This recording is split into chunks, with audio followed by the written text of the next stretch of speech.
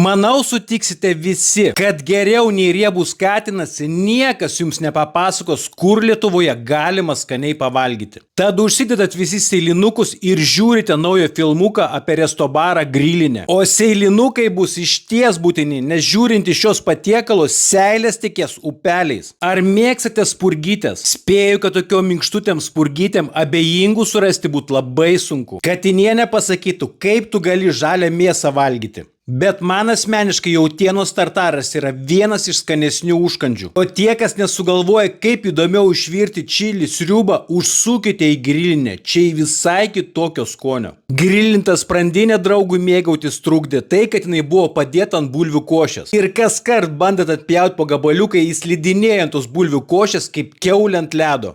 Jautienos burgerį valgiusi katinienė iš savo lėkštės man davė paragauti grūzdintą bulvytę. Draugo žmona pasirinko jūrinę doradą, prie kurios puikiai tiko padavėjos pasiūlytas čimičiūri padažas ir grilintos daržovės. Gal jums papildomai pipiriukų, o taip būtų labai malonu. Mano tos dienos pasirinkimas buvo ėrienos kepsnys ir aš tikrai su juo neprašoviau. Vidutiniškai kepta ėriena puikiai dėrėjo su pipiriniu padažiuku. Desertui šokoladinis braunis, kalorijom sudegint pasižiūrim, kaip žmonės žaidžia padelį, susimokam, paliekam arbatpinigių ir judam toliau.